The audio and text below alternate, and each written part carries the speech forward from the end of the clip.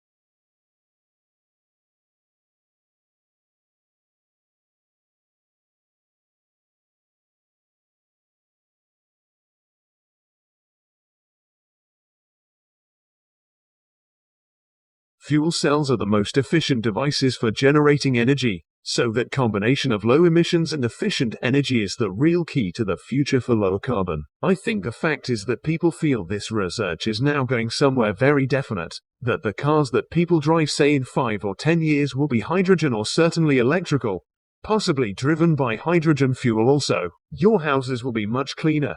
They will have renewable fuels, again driven by fuel cells, and many of the things that we use as gadgets like computers, cameras, they will also have fuel cells.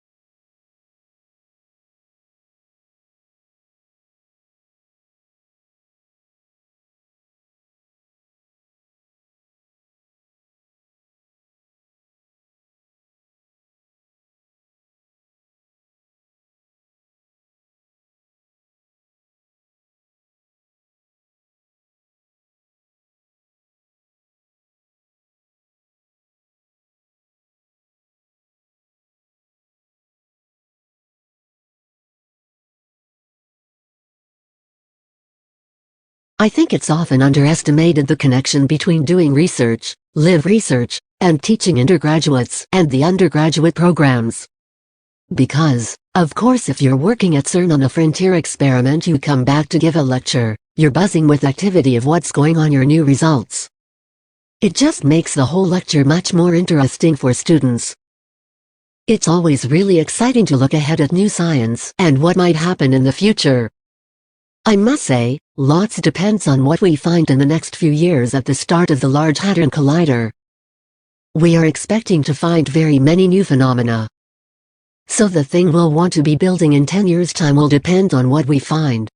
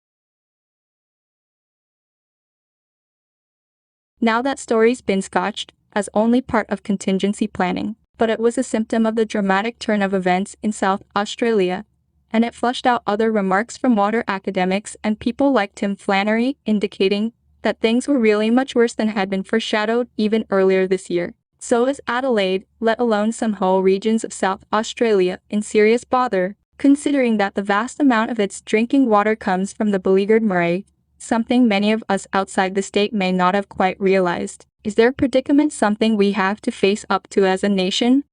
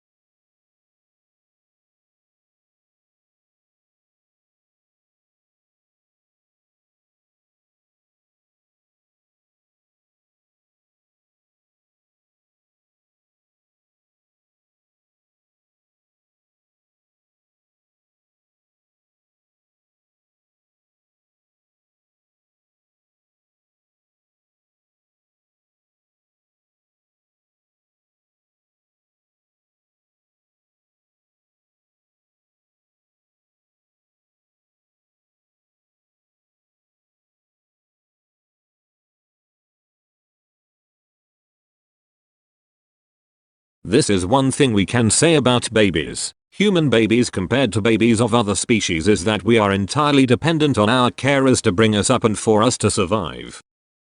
And so it's very important for babies to get into relationships with somebody who's going to look after them well. So, biology has meant that babies and the adults are geared up to be in relationship with each other from the start.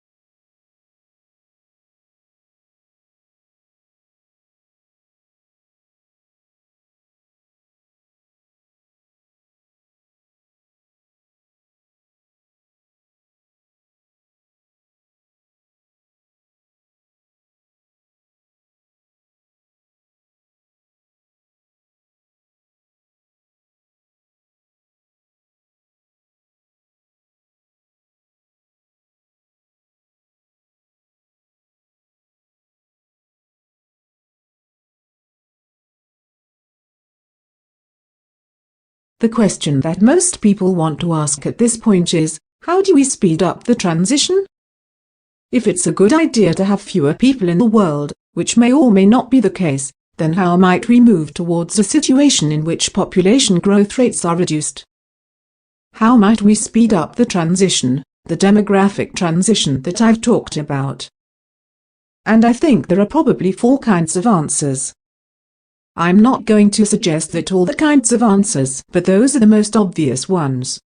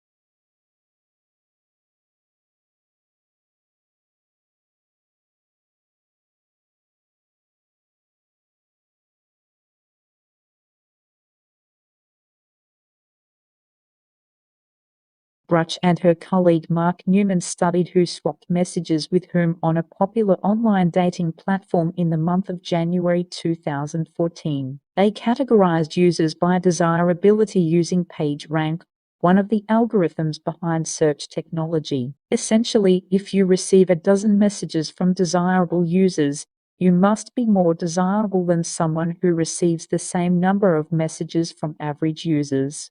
Then they asked, how far out of their league do online daters tend to go when pursuing a partner? I think people are optimistic realists. In other words, they found that both men and women tended to pursue mates just 25% more desirable than themselves. So they're being optimistic, but they're also taking into account their own relative position within this overall desirability hierarchy. All the graphs and charts are in the journal Science Advances, and the study did have a few more lessons for people on the market. I think one of the take-home messages from this study is that women could probably afford to be more aspirational in their mate pursuit.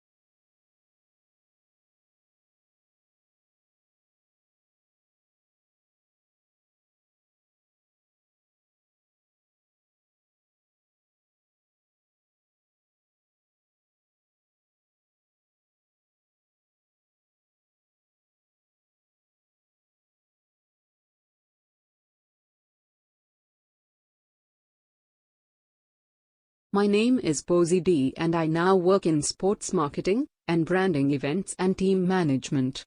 We work with big brands. I work with a shoe company, and we work with a team of young people across Europe who are all professional surfers, snowboarders, boxers. And we send them on trips. We organize adverts, we organize magazine shoots, and try and create an image around the shoe brand. I've come from quite an unconventional background.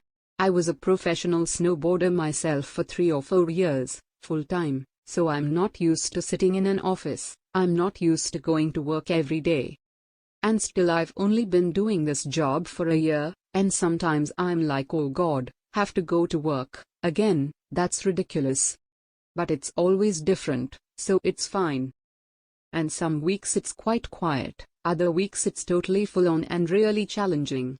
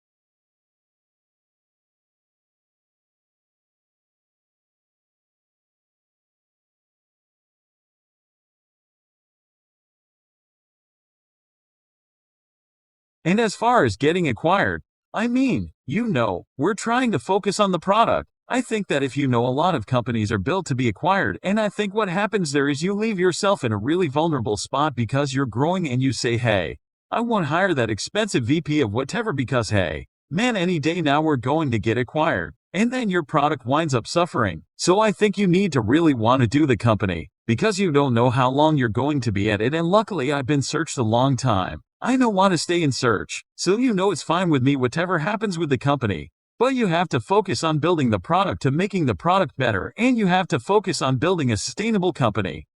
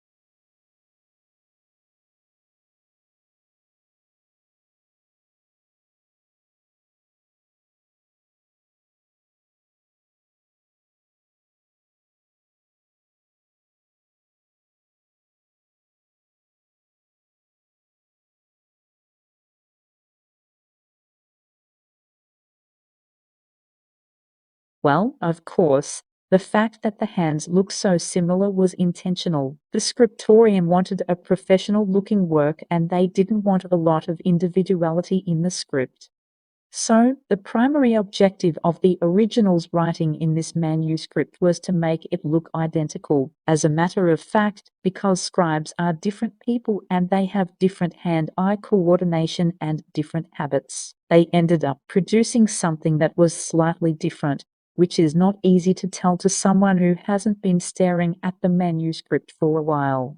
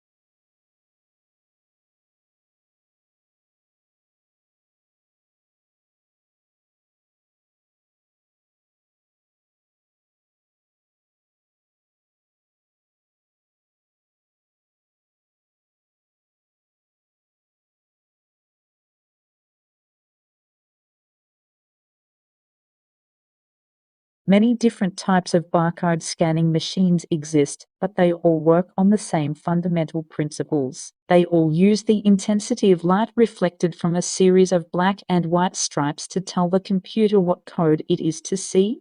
White stripes reflect light very well, while black stripes reflect hardly any lights at all. The barcode scanner shines light sequentially across the barcode, simultaneously detecting and recording a pattern of reflected and non-reflected light. The scanner then translates this pattern into an electrical signal that the computer can understand. All scanners must include computer software to interpret the barcode once it has been entered. This simple principle has transformed the way we are able to manipulate data and the way in which many businesses handled record keeping.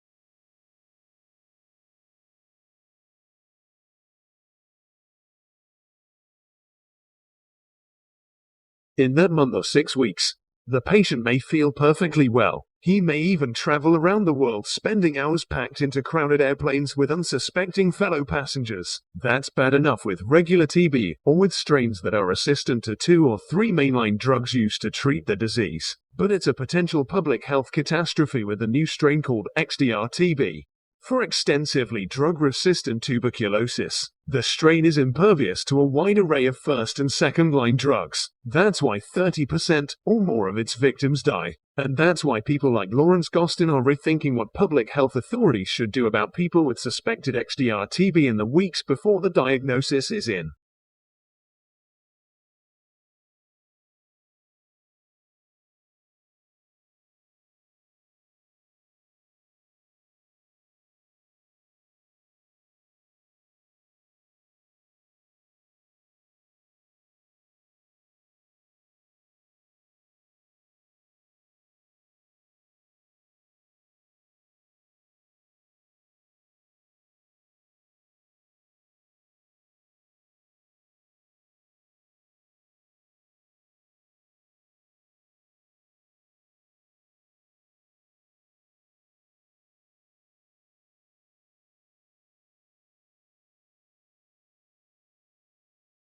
Okay, see, the thing is that I've had a look at the peer reviews about the funding application, which you suggested that I do.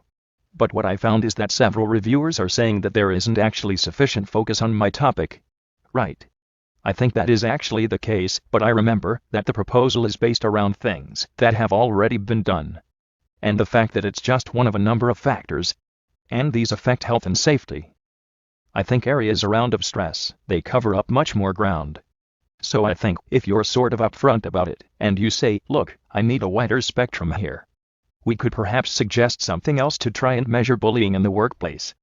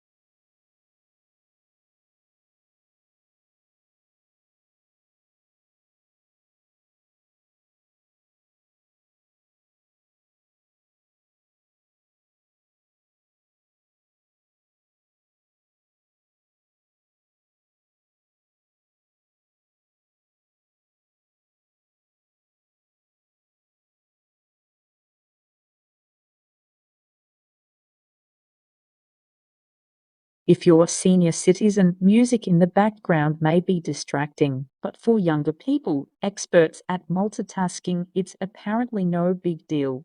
That's according to a study in the journal Gerontologist. Researchers recruited 103 people, half between the ages of 18 and 30, the others between 60 and 75. The volunteers then took part in memorization exercises and a drill where they had to quickly match a photo of a face with the same face in an array of unfamiliar faces. Some participants did the exercises in silence. Others performed the tasks while listening to white noise or instrumental jazz, blues, classical, and electronic music. Across age groups, the consensus was that the background sound was distracting, but only older people's performance suffered when the noise was present. For example, older folks who did the face matching with music playing remembered 10% fewer faces. The result matches up with the theory that the elderly are less able to filter out what's called distracting task-relevant information. In this case, the distracting info might have interfered with them storing the facial image in the first place, much less impeding their ability to remember it a short while later.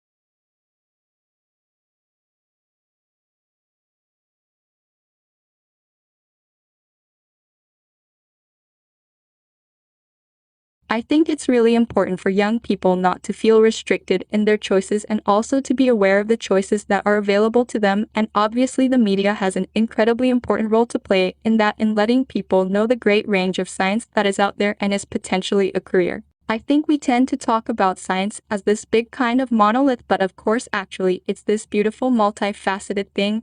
There's almost something for everybody there. There are so many different aspects of it that really attract lots of different types of personality, I think, and somebody that's going to be attracted to working in biology might be a very different person from somebody who's attracted to engineering. I suppose it's about knowing the breadth of opportunities that are out there, and so anything that universities and broadcast media can do to make sure that those opportunities are visible, I think, is really important.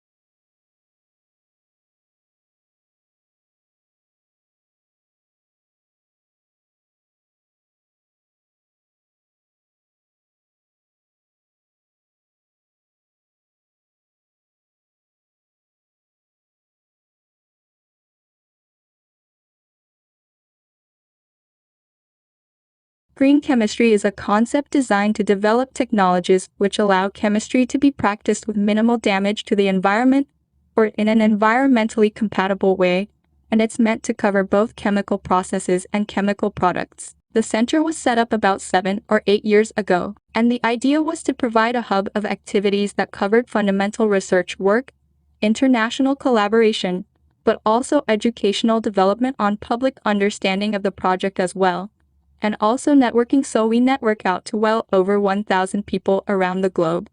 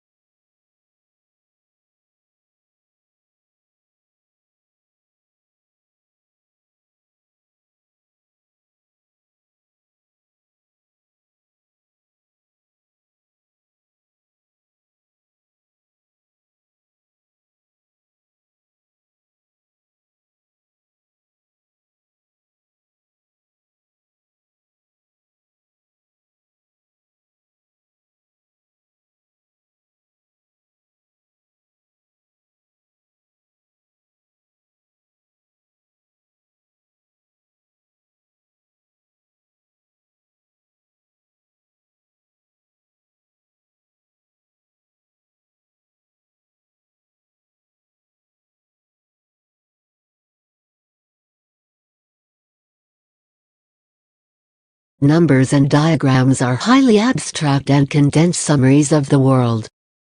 They require a degree of mental effort to bridge the gap between them and the aspects of the real world they stand for. Approach them slowly and with care, allowing yourself time to get the feel of what you are looking at. Don't assume you already know what you are looking at. It's easy to be distracted by the surface appearance of a diagram, but we are really interested in the underlying message.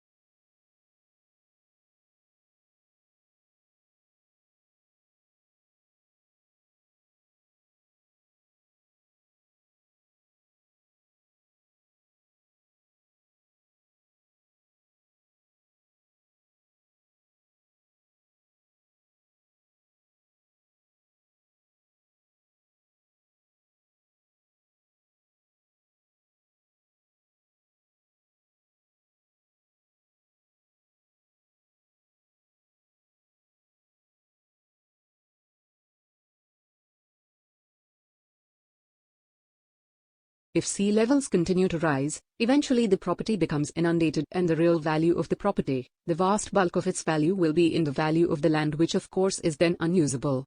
And that's of course not insured by property insurance. So at that point, a lot of waterfront landowners and banks and other financial institutions that have lent money against the value of those properties are going to find that they suffer very serious losses, and it's not at all obvious at the moment who would compensate them.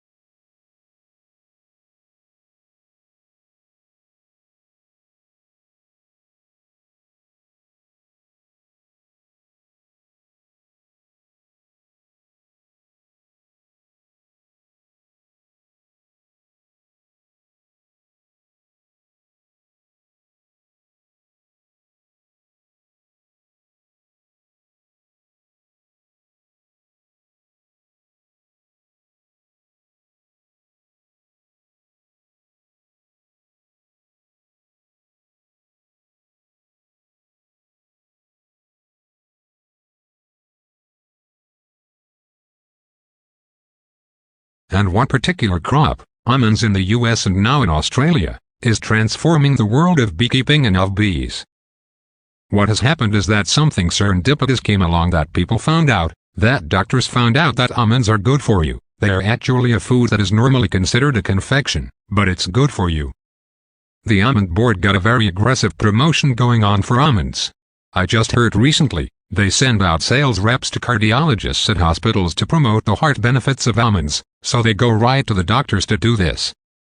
So they leave no stone unturned in a very good promotion of almonds, and it's legitimate promotion because they are a healthy food. So what's happened is worldwide, almond sales have taken off.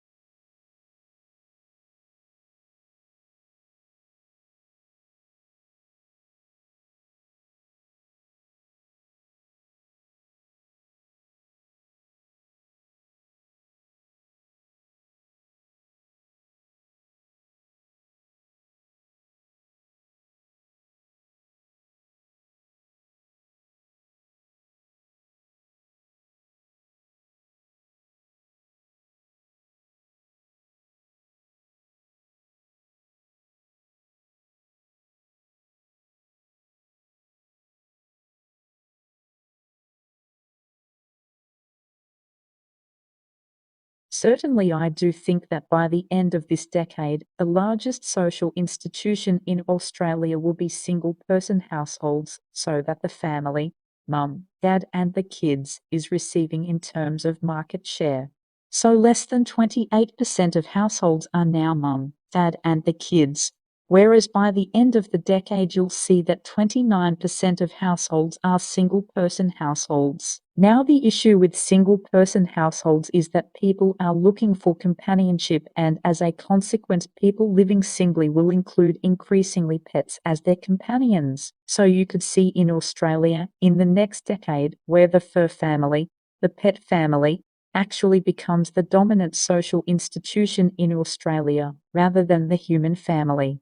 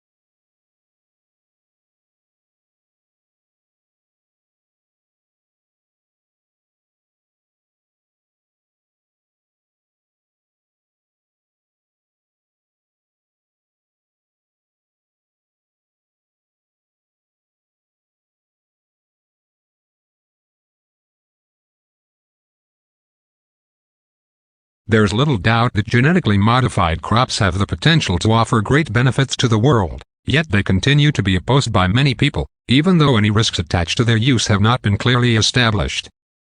The reasons seem to be a deep distrust of the motives of large agricultural companies, along with a generalized feeling that it's always dangerous to, as some would put it, play around with nature.